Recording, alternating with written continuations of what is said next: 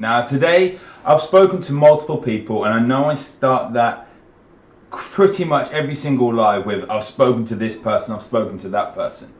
But a recurring theme that happens is when I start speaking to people and we talk about their diet, their nutrition, what they're eating, what they're consuming, whatever we want to talk about. When I start talking to people about these things,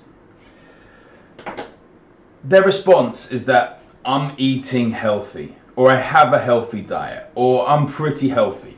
But what actually is healthy? Because we see all these government guidelines, we see the food pyramid and all these kind of jokes around that. And I know South Park done an episode on it probably like 3-4 years ago where they said, we need to get this food pyramid and flip it upside down. And for some people that might actually be the case. But what we see as healthy may not actually be the healthiest thing for your body and for where you are at right now.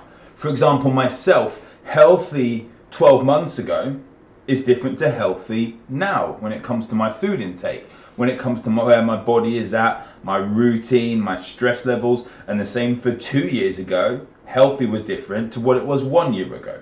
And healthy tomorrow will be slightly different to healthy today. So if you are suffering from certain things, like you are not sleeping through the night, or you have insomnia, you struggle to drop weight, things like ADHD symptoms, maybe you suffer from bloat, from lethargy, that you end up where you just have a bit of brain fog, you get frustrated, you have mood swings, you have lower energy, low sex drive, low motivation, you just have this overall frustration.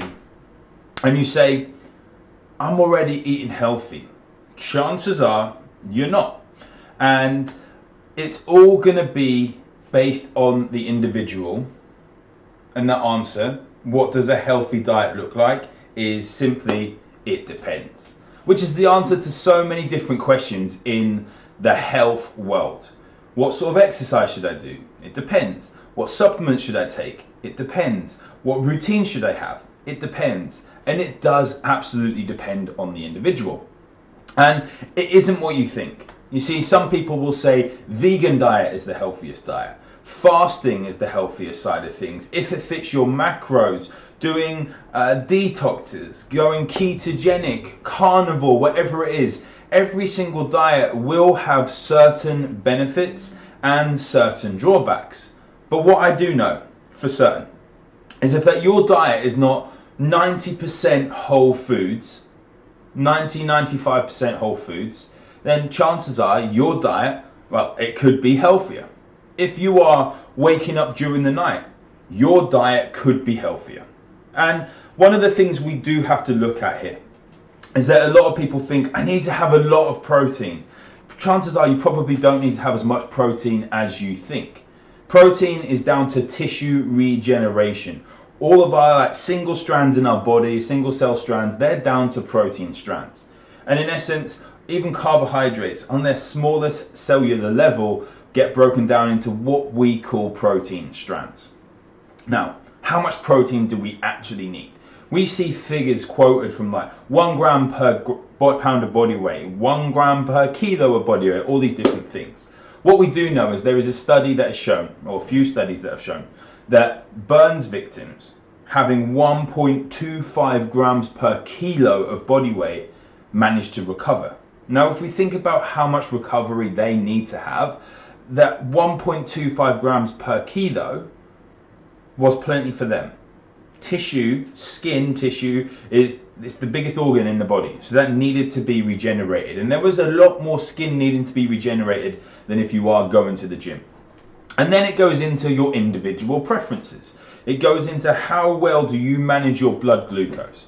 And chances are as well, I see a lot of people going vegan, a lot of people going vegetarian, purely because of their health benefits. And there absolutely may be some health benefits for you.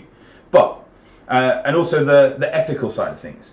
But if you are going vegan or vegetarian, whatever it is, and you are simply taking out a steak and putting in a substitute, whether it's corn, whether it's some other processed meat with a lot of other additives in there, it probably isn't going to be the healthiest diet for you. Add to the fact of having to get the right balance of supplementation. So I see a lot of people that are vegans that we have to push, and then you go to hit a goal, but it's not good enough. You want to push yourself further.